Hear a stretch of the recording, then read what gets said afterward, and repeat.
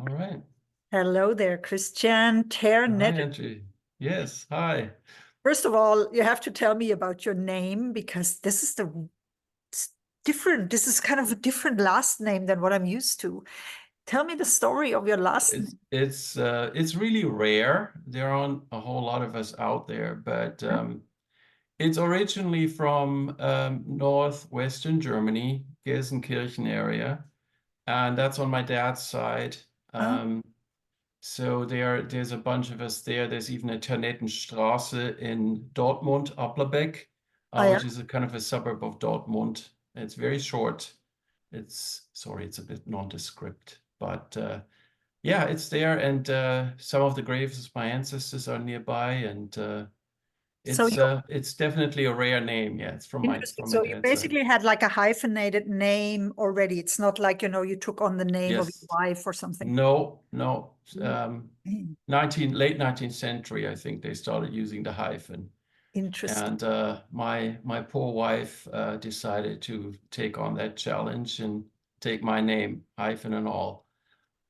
That's great. And I'm sure Yeah, you're going to tell us a bit more about your story in a minute. sure. I usually like to warm up our audience a little bit with, a question on if you could share anything about you that we can't read on LinkedIn or, on other social media. So a bit of a fun fact about yourself. Sure. So I was raised in Switzerland, and in fact, I am half Swiss on my mom's side, but I can't stand cheese, never could, and I strongly dislike snow. I can't Okay. ski, and yeah, those are very non-Swiss things that didn't particularly help me in Switzerland. So I'm very glad to be living in Southern California, where I don't have to see snow unless it's from very far away. And I can just ask for pizza without cheese and nobody even bats an eye. Yeah, very funny. Half Swiss person that doesn't like cheese. And the next Right? you tell me you don't like chocolate. And then I'm I like, love chocolate. I okay. do love Okay, so chocolate. A there's little too much sometimes. some hope for you here. Yeah, sure. Good. So, Christian, we only got introduced recently through Yeah, a common friend, I assume. yeah. Um, and I'm curious about, your background. I know you're in global mobility, Hmm. and I use all the chances that I get, to promote our profession, but also Yes, show the diversity of the things that we do. So yes. maybe you tell our audience a bit more about, how you got to where you are and also why you think you do what you do. Yes. So the two are really intertwined. So I mentioned that I have German ancestry. I was born in Germany in the state of Hessen, and then moved to Switzerland when I was 9 years old Mm. because my mom is from the Zurich area. And that was a little traumatic. It was not just leaving my friends behind, it was really kind of moving into a different language environment, the dialect, which I understood very well because my mom speaks it, but which I couldn't speak. So Mhm. I had to learn it. I also moved to a small town, rural. We had cows across the street. I would get milk every evening with my milk pail. It was very Swiss in that regard. And as you can imagine, I stood out quite a bit. So that was definitely an experience. And then later on, while I was studying at the University of Zurich, I moved to Norwich, to the UK, for a year as an exchange student. And that's where I had my first household goods shipment because I had to take all my stuff with me, my CD collection, all my books, everything. So I did use a moving company. And then I met my wife through German through a German school for expats. I taught advanced business German there in Zurich, Oh, yeah. right on Paradeplatz where the banks are. Okay. And she was my student. She's from Orange County, California, and had lived in Europe, particularly in Switzerland, for a few years already. And we both decided to move back to the United States to be close to her family, which almost 25 years ago we did. It was difficult at first to get settled, to get started. I had just graduated, so I kind of drifted around a little bit. I sold cars for 7 months. Mhm. I worked in marketing, which is where I started out in Switzerland, with uh, an American Orange County advertising agency, but my account was Deutsche Telekom in Bonn, which is strange.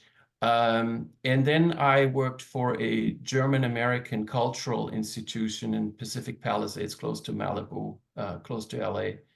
And I also co-wrote a book with a gentleman who was the private secretary of the German writer Thomas Mann.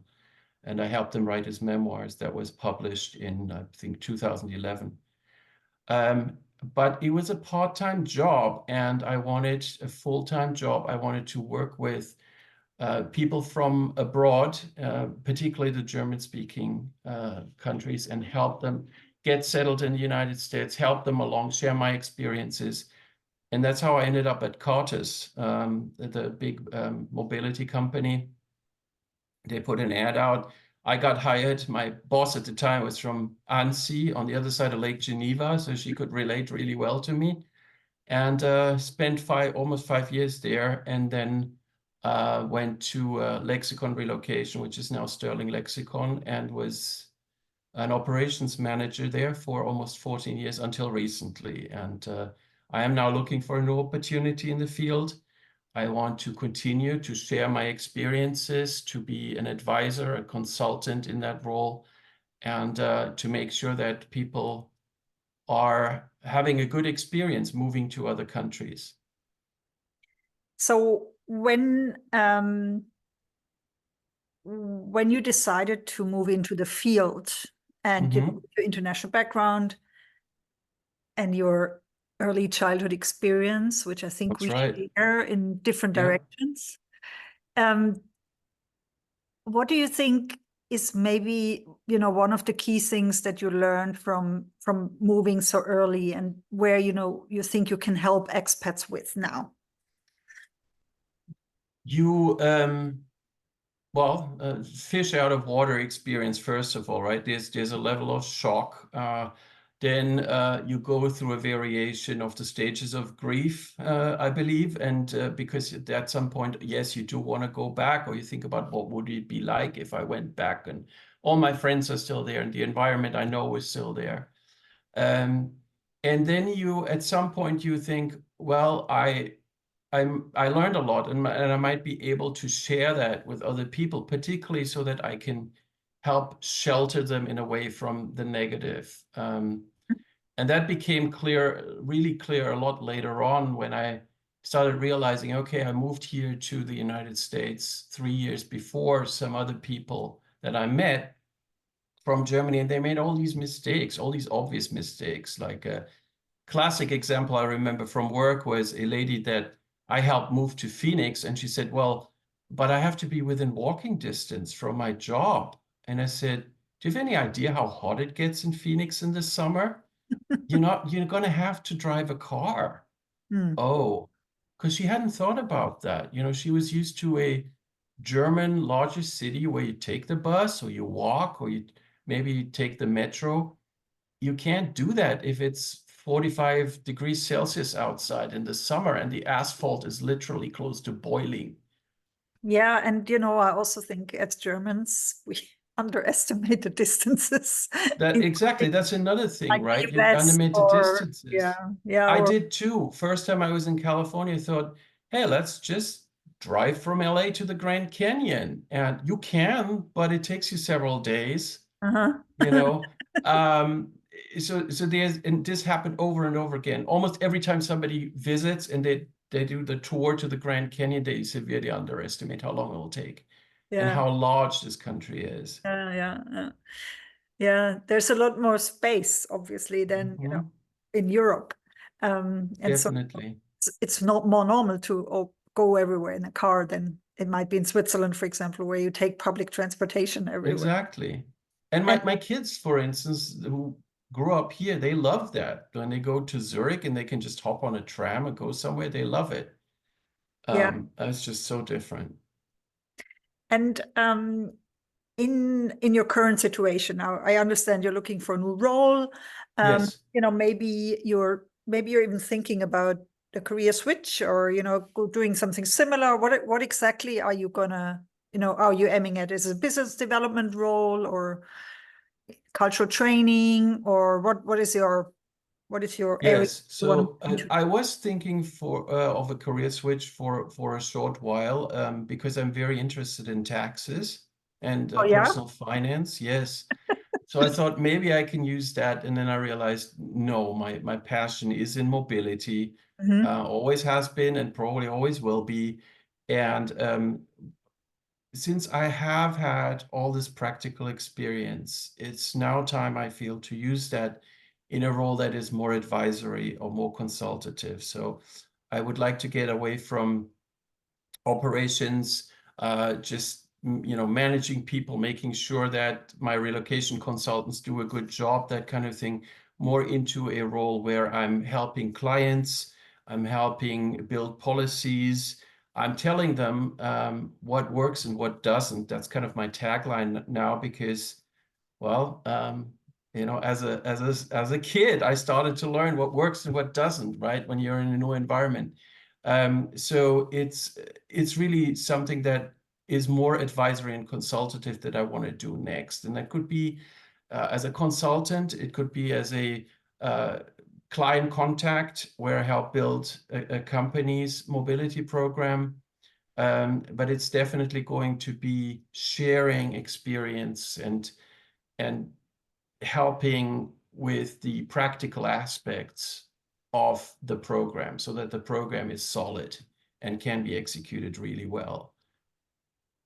Remind me to send you my upcoming book when I have actually Thank you. to write it. I haven't even started to write it, but it's going to be about assignment policies and very Yeah, technical for tax advisors. Tax is good. my favorite topic, but Oh, okay. I can work with it. Like I can get it. Like I can work to an understanding where it makes sense in Yeah. the space. And if you think about your career and your background, now you are fairly senior, you have a long-standing career. Is there anything that you would like to tell a more junior version of you, or a younger person who wants to enter the field? I meet a lot of students, and even high school students that really don't know what to do with their lives. And mobility is such a great profession because it offers such a diversity of It things does. to do, Yes. and so many different roles. Mhm. So what would you say to a more junior person if they think about joining us?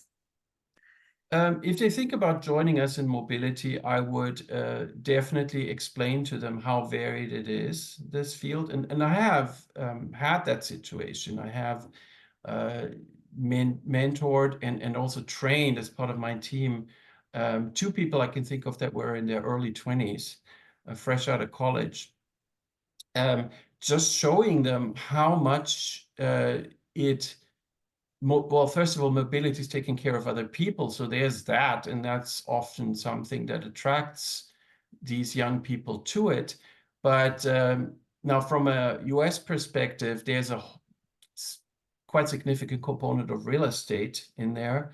So you learn how selling and purchasing homes works in the United States, which, to me, coming from Switzerland, was very new and very abstract but fascinating. You learn definitely about temporary housing, intercultural travel, how to purchase a car in the United States. Oh, I knew a lot about that. I sold cars for 7 months, right? You know about taxes, another favorite of mine. What is taxable and how does tax gross up work, that kind of thing. You learn about compensation, household goods, of course. I told you already, I moved for the first time with a moving company when I moved back and forth to England. But then also when we moved to the United States, we had a 20-foot container in front of the apartment. It was a classic 20-foot container filled to the brim, The only difference to global mobility typical scenario was that we had to pay for it ourselves. And because we had no support from any employer, we just moved because we wanted to move. So there are all these various things that you get involved in, and then you can decide, do I want to stay in a situation where I'm getting a little part of everything? It's like a buffet, right? You get a little bit of everything until you're full. Or do I want to specialize and then go into a field like intercultural training or a field like household goods shipment? Several people that I've worked with in the past are now in the household goods field, or even logistics, not even personal relocations anymore. Great, thank you, Christian. So, have you got anything exciting coming up? And also, I see you're very active on LinkedIn. Do I Yes. assume correctly that LinkedIn is your favorite social media Yes, it is. It is my favorite social media channel. It's fascinating because you get to meet all these people and then you realize they know all these other people. And if you've been around for a while, you think, oh yeah, I used to work with that person 15 years ago, and there's all these relationships that the people you meet have with these other people. And it's just, even after all this time in the industry, it's just mind-boggling how small it is. And even internationally, how small it is. I mean, look at us, right? This is really fascinating. And that's another thing, by the way, that I tell young people going into the industry. It's hard to find a sphere where you meet the same people over and over again and they can help you. They're all very supportive. And that's what I'm learning on LinkedIn now. My presence has definitely expanded because I now have more time. I have no employer that tells me what to say and what not to say. And I can just, let loose. And I have a lot to say. And I love the feedback that I'm getting. I love the people I'm meeting. And yes, that's definitely, for anything professional, my favorite one. But then I'm also on Facebook a little bit. I don't post much, but we own a 2011 Ford Crown Victoria Police Interceptor, so an old police car. And yes, my older daughter drives around with that. So it's a lot of fun being in a news group about Crown Victorias and learning how they work and what can go wrong with them. So for purposes like that, Facebook is just great. Fantastic, great. Yeah. Yeah, I have a newfound love for YouTube. Spending a lot more time on YouTube than I used to, and mainly also on LinkedIn, like on a daily basis. But I used to love Twitter before it was X. That was Twitter, I never got into. That was my favorite of all. But then, Yeah. since it became X, I'm not so happy about it. Yeah, no, I never got into it. I thought, okay, I gotta limit this. And YouTube is great also for all kinds car. I love cars and learning about, again, there's so much about old police cars, Crown Victorias on YouTube. It's a lot of fun. My wife and I watched yeah, it is a thing. It's kind of a thing here in the United States because they're getting rare. But my wife and I watched a YouTube video yesterday about two guys who went to a Ford dealership to get an oil change, but they used a 109-year-old Ford Model T to do it. And it was so much fun. It was hilarious. I almost fell off the couch laughing. Amazing, amazing. And are you attending any conferences? Is there anything you would like to tell our readers, our listeners about? I'm not attending conferences at this point, apart from a regional conference in Southern California, which I've attended before and definitely will continue to attend. Beyond that, just that I am looking for an opportunity.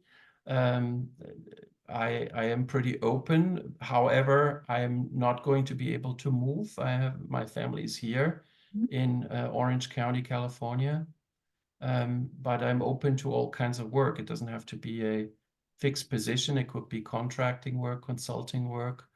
And that's what's next. And that's what I'm interested in promoting right now. Amazing. Well, Christian, I wish you all the best. Thank you so much. If you Thank ever you for the have a chat opportunity. on, policies or taxes or whatever, I can't talk about cars. It's not my area of expertise, but I can talk about almost anything else. And let me know. It was great talking. Definitely. Likewise. Thank you so much for having me. Have Appreciate a it. nice day. Thanks, you Bye. too. Bye.